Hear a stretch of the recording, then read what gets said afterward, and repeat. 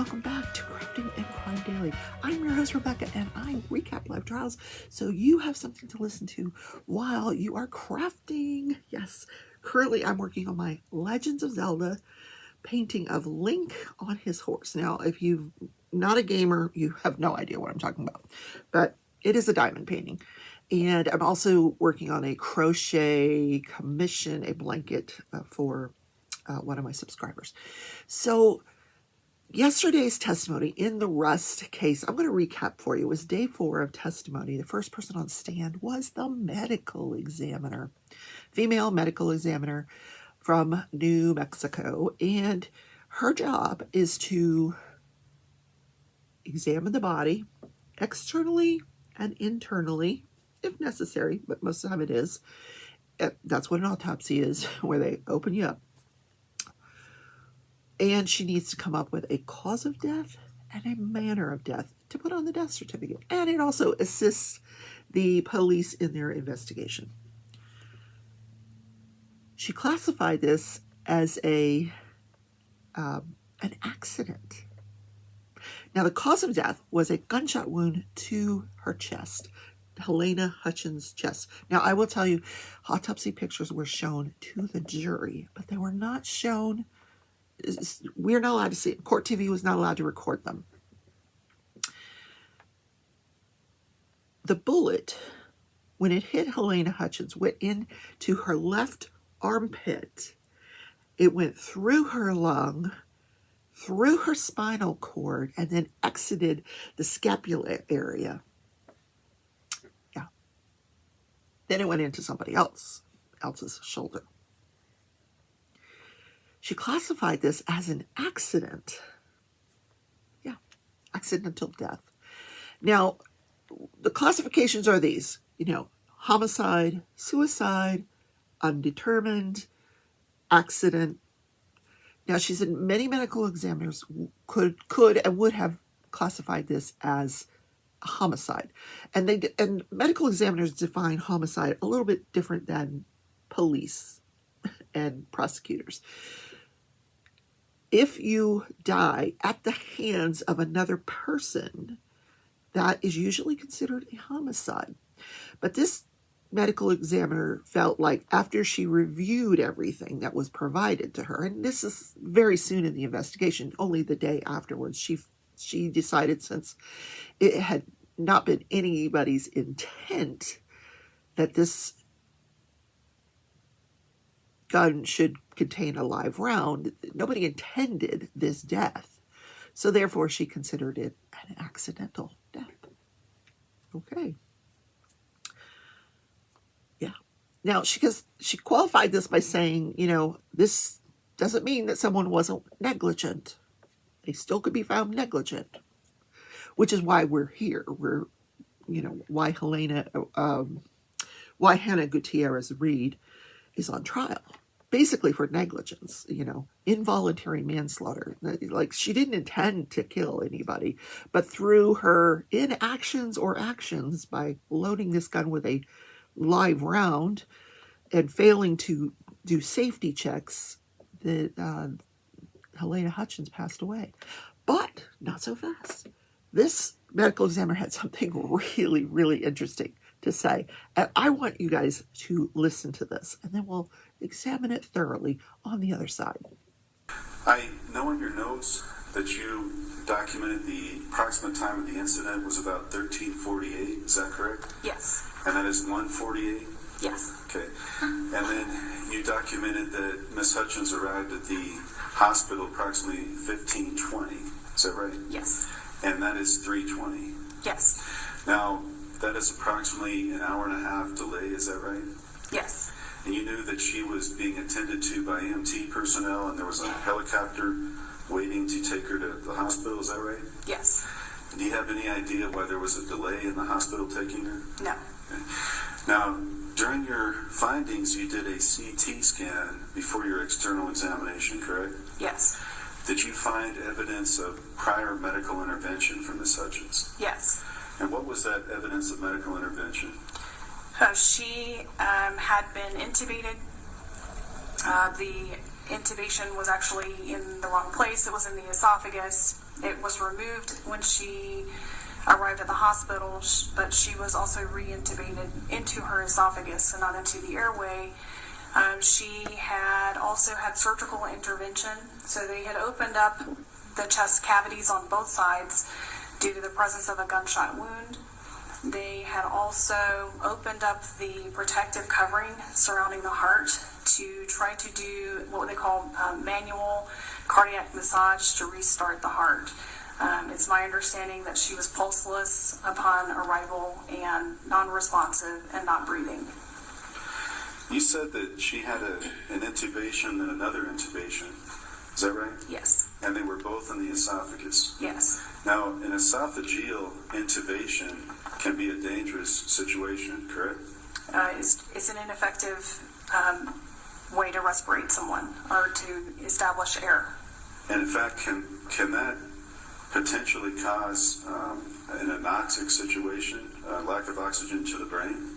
Well, the injury itself is what causes the anoxic situation, but the intubation into the esophagus isn't giving adequate airway establishment. Yes. Did you hear that?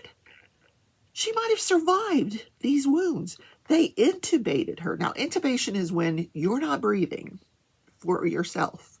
So they put a tube down, this long, it's called an ET tube, an endotracheal tube. So the idea is that they're putting it in your trachea. Now, when they open your mouth, and they look inside, there's two holes. It can either go into the trachea or it can go into the esophagus.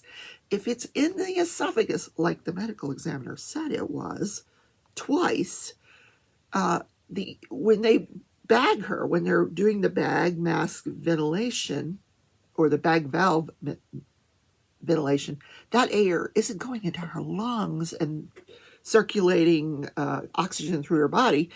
It's going into her stomach. Which explains to me, because I kept wondering, why is it taking them so long to get this woman stabilized and off into the helicopter and to the hospital? Probably because the tube was in the wrong place. And it is, I've been trained. When I was a neonatal nurse, I was trained how to intubate babies. And it is very difficult. Intubation is not an easy procedure and not one that you take lightly. You have to, you need a light, you need a tongue blade, you have to, even when you think you're in the trachea, you need to check. You've got to check both sides of the lungs, to see while somebody's doing this, to make sure that the air is going into the lungs and not into the stomach. And yeah. Now, in an ideal setting, you would do an x-ray to make sure it's in the right place. But out in the field, it's difficult. It's very difficult. And we already know that this was a chaotic scene. Yeah. So could she have survived? If she had survived, what would have been her quality of life? That bullet went through her spinal cord, folks. Yeah. Wow. Okay. So enough about that. Let's move on.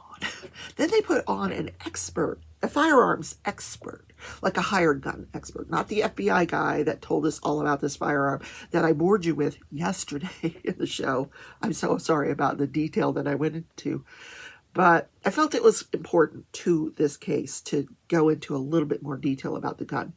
So he goes in, this hired expert, he goes in and he gets off the stand and he's showing the jury. He was on for an hour, over an hour, maybe 2 hours. I don't know. Forever, it seemed like to me. Saying everything that the FBI agent had said the day before. We already knew all this. So I don't know why they needed to pay this guy all this money to come in and say the same thing. Because in the end, he said, I came to the same conclusion that the FBI guy did. That the only way this thing was going to go off is if it was fully cocked.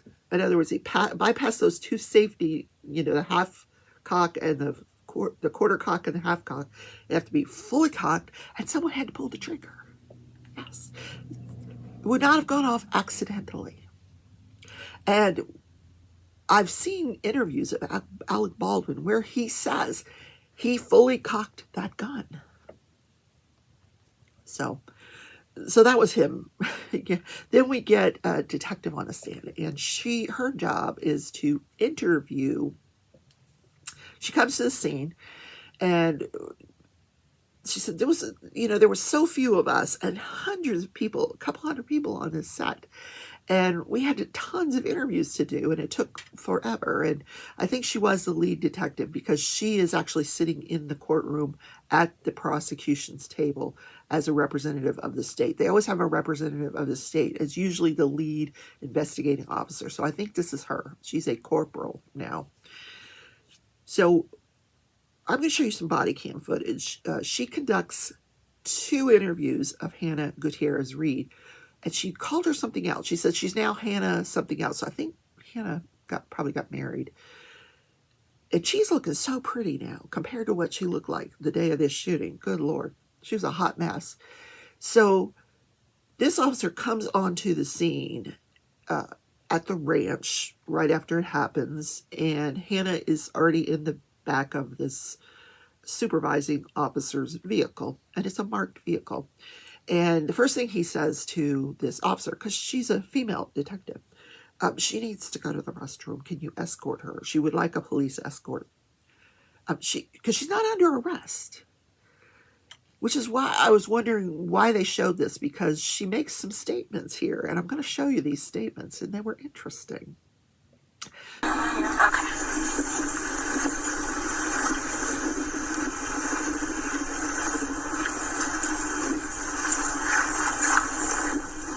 Alec Baldwin was holding the gun. That's so fucked. What did Ms. Gutierrez say to you? Her statement was, I can't believe Alec Baldwin was holding the gun. That's so fucked. And just to be clear, at this point in time, where's Ms. Hutchins? I believe she's still in the care flight, the helicopter. And you saw the previous videos, the video from Mr. Benavides. Do you recall seeing that? Yes. Okay. And in that video, did Ms. Gutierrez learn that Ms. Hutchins was critical but stable? Yes. That's alright, just take a deep breath and we'll work this all out, okay?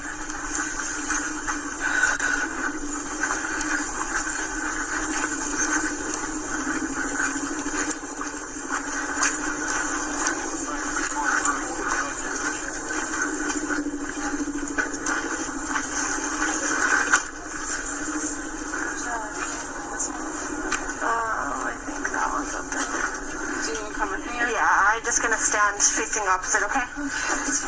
And Corporal, why do you need to escort Ms. Gutierrez to the restroom? She had actually asked to be escorted by law enforcement, which is why I was with her. We take it as a precaution to accompany people into the restroom, just to, I guess, ensure that they don't harm themselves, that they're not trying to hide evidence, such things like that.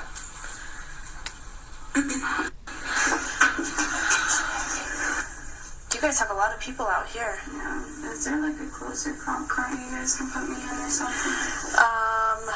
I mean, the closest one that I can put you in is one of the ones that's like the unmarked one. I just kind of wish that any of my coworkers could stop seeing me because I already feel super bad. Okay.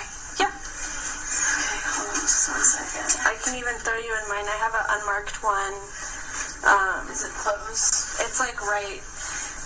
We walked through them. Okay, cool. So. Yeah, I don't want to go back. Okay. I just want to get the fuck out of here and never show my face in this industry ever again. Well, I wouldn't say that. Oh, I wouldn't. How long have you been working here? Just a month. Just a month? Yeah. I've just been doing this job for like 9 months now. Okay. How old are you? 24. I'm like the only female armor in the game, and I just fucked up my whole entire career.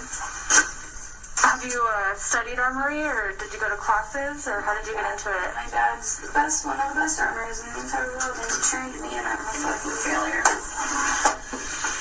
Let's do it. You ready?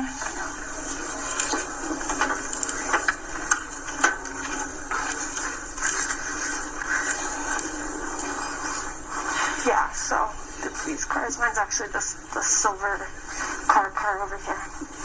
So let's watch this footage. She's escorting her to the restroom with her body cam on, and she's picking up these statements. So we'll talk about them on the other side. So I don't know if you heard it. She says, Alec Baldwin. I can't believe Alec Baldwin was holding the gun. That's so fucked. Who gave him the gun? Didn't you give him the gun? Because they were blocking the scene. Alec Baldwin did not need to have a gun. But he's the producer, so he had the gun.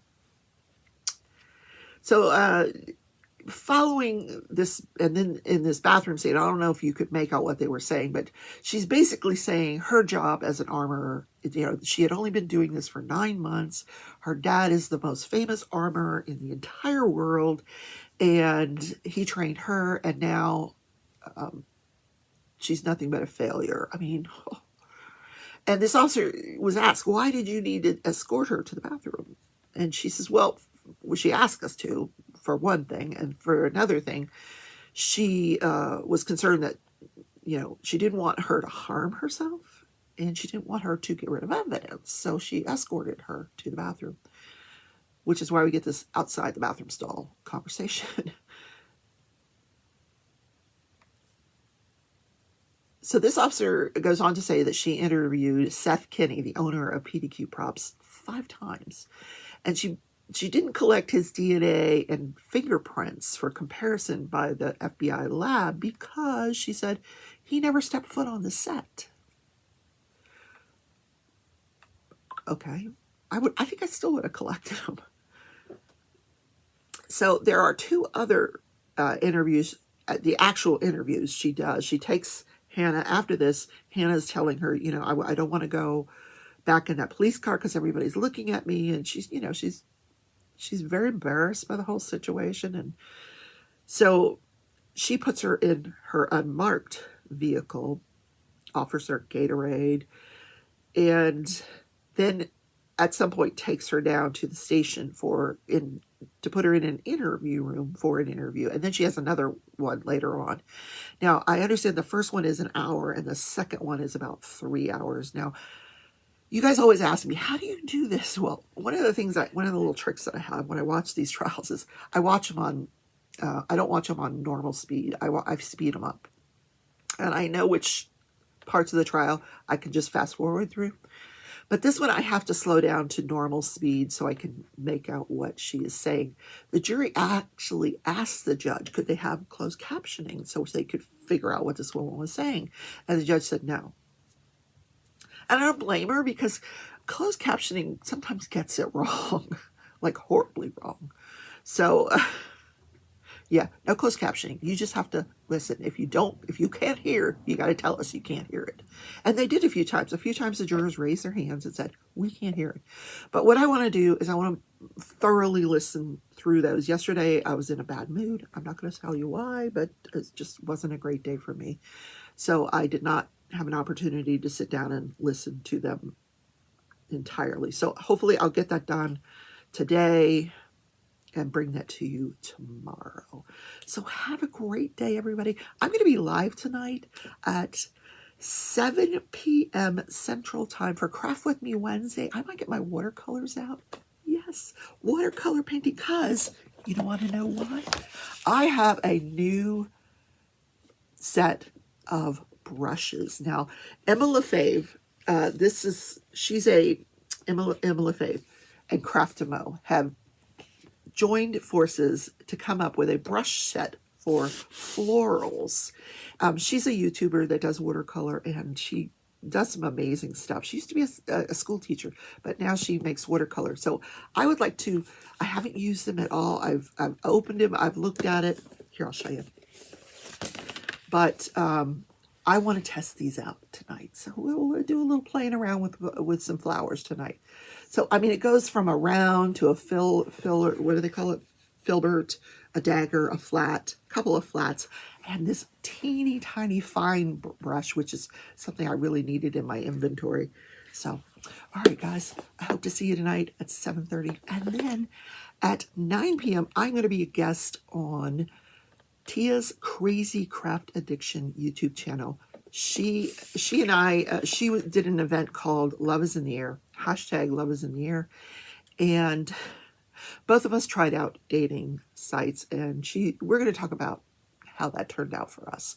Her son also tried it as well, her adult son. So it's going to be a fun little conversation that we have at the end of this event. So if you want to find out how that turned out, that'll be at 9 p.m. on her channel. And I'll try to link that show in the description of my video. So you know where to go if you want to watch it. Have a great day, everybody. And I'll see you tomorrow. Take care, everybody.